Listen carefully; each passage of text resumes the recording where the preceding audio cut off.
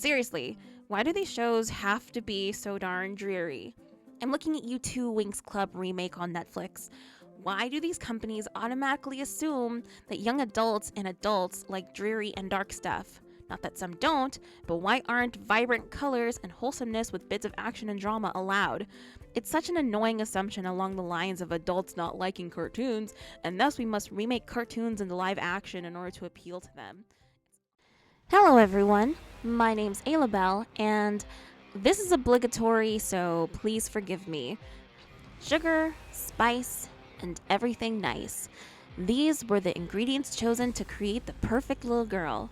But Professor Utonium accidentally stood precariously next to a giant glass container of Chemical X, only for his chimpanzee sidekick to have a tantrum and push him into said container that made the black ooze fall into the concoction.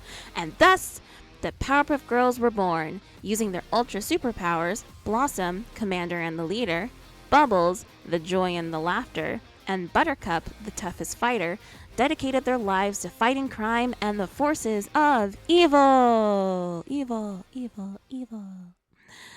Boy, I do love it when theme songs are both catchy and say the plot in a concise manner, because Lord knows I'm bad at summarizing things. So yeah, the Powerpuff Girls first aired in 1998 when I was but a wee 5-year-old lass. I actually never noticed this before, but I was the same age that the Powerpuff Girls were in the show. That's fun. It was super unique, super cute, super colorful, super actiony, and super fun. The girls all had distinct personalities, the supporting cast was also great, the villains, mostly all memorable, and it was just a good time. So many people have such fond memories of the Powerpuff Girls, myself included.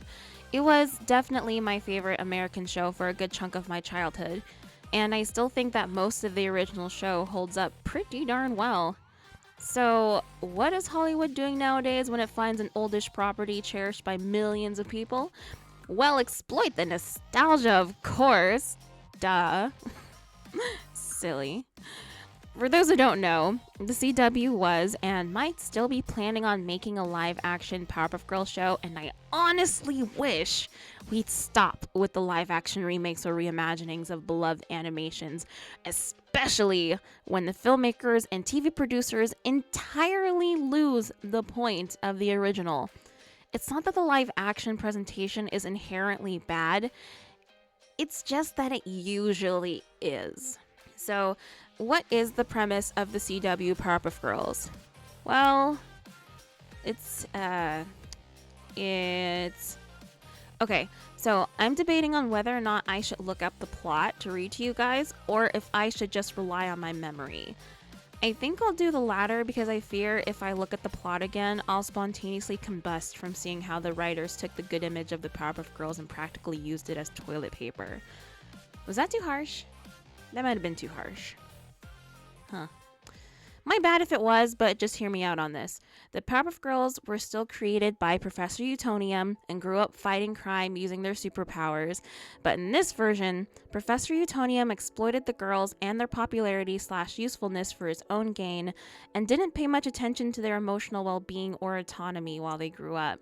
Each of the girls had a different negative reaction to how they were being raised that way, but the overall consensus was that they resented that they lost their childhood because they were made to do hero and publicity stuff all the time. Because of reasons, they broke up and gave up being heroes as teens and went their separate ways, only to be forced back together again as adults in order to defeat a new threat to Townsville.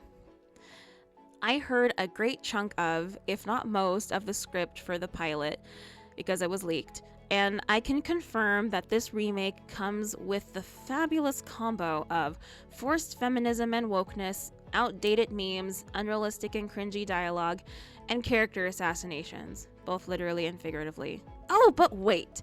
The remake also goes out of its way to badmouth the original cartoon in canon, and it was done in poor taste. To be fair to live action style of movies and shows, if the writing and acting of the bad remakes were animated, the movie/show would still be bad, and they would still entirely miss the point of the original show. Don't get me wrong, different doesn't mean or equal bad. Reimaginings can be very good. After all, there's tons of fan fiction out there that puts beloved characters in different settings or genres and gives them different backstories and all that jazz, and many times these stories can be quite good and engaging. Many people want to see their favorite characters in a completely different tone and genre, so I'm not knocking that idea. But there is sort of a certain finesse to it. First of all, you have to be a fan of the property to even go about this.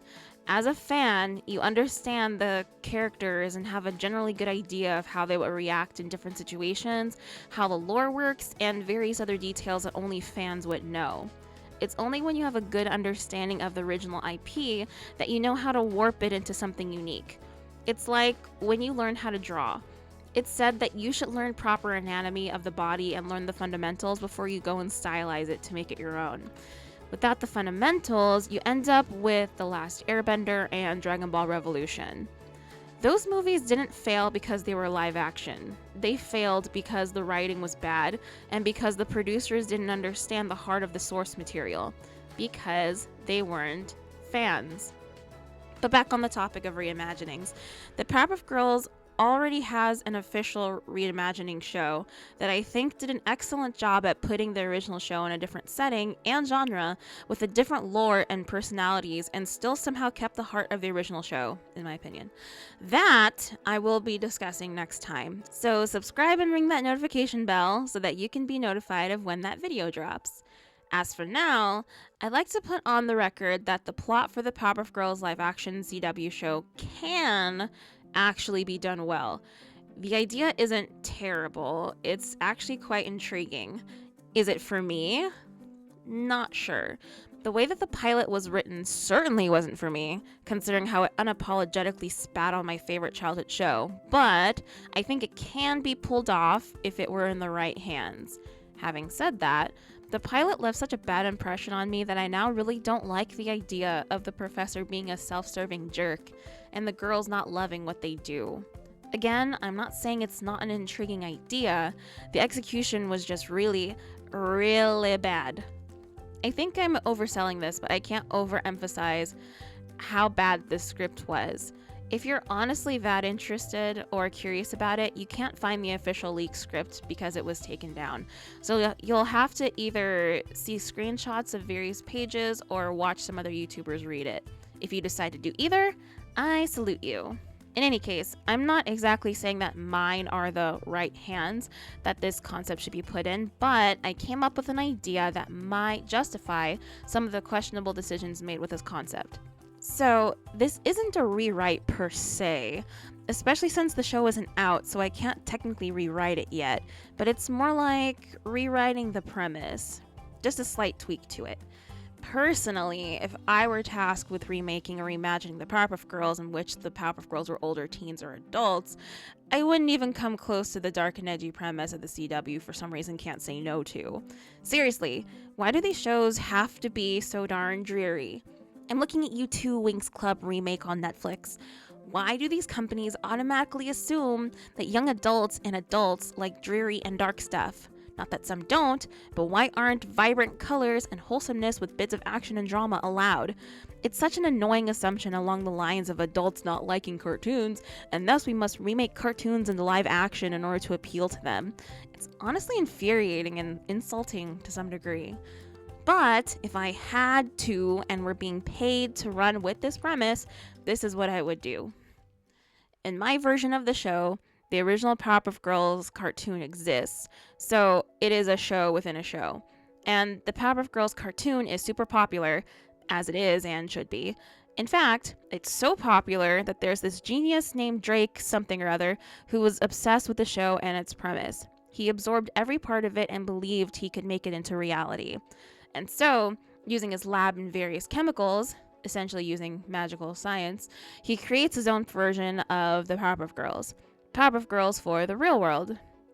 Alternatively, he could adopt baby triplet girls or just 3 orphan baby girls who were around the same age and experiment on them to the point where they gain superpowers. Either of these scenarios would work. The point is that he essentially creates his own version of the Powerpuff Girls, even naming these girls Blossom, Bubbles, and Buttercup. If the girls didn't have the proper hair colors, he would dye them to make the girls match their TV counterparts. Drake something or other then legally changes his name to Drake Utonium and even models his house to look like a more realistic version of the Powerpuff's house in the cartoon. And yes, this guy is super rich.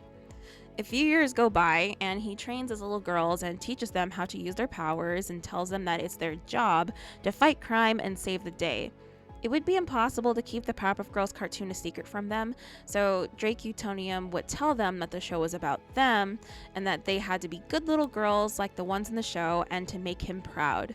He would use a whole bunch of manipulative tactics on them to get these little girls out there into the dangerous world. He'd have them help fight wars, deal with local crime, do rescues, etc. The media would completely eat up this story. Real life Powerpuff Girls? The girls in Drake Utonium would become super famous and wealthy, and the professor would bask in the praise and recognition he was getting as he'd continue to tell the girls to do what they do best, be heroes. The girls wouldn't be allowed to have friends or do fun things outside of their house. They could only play with each other, watch the Powerpuff Girls cartoon, train, fight bad guys, and do public showings. At first, they thought this was fine because it was the only world they knew, but as they got older and paid more attention to the world around them, they became more self-aware and realized just how messed up their situation was, and how they had no identities of their own. This is what leads them to breaking up and quitting being heroes. As adults, and after dealing with years of trauma and trying to find themselves, they come back together because Drake Utonium has gone missing, and somehow, the villains from the cartoon now have real-life counterparts and are threatening their hometown. That is how I would rewrite this. It, in my opinion, justifies why the professor is so off, and why the girls are so miserable. But this is just my version, and this premise could easily be told in different ways. And obviously, even my idea could flop if this script sucked. In any case, how do you like my version of the CW Powerpuff Girls? Did you like it better than the current premise we have to work with? Or do you like how the CW one is sounding so far? Comment below and let's get this conversation started. The next video will be me discussing that official Powerpuff Girls reimagining that already exists, Powerpuff Girl Z. Until then, that's all there is. There isn't any more.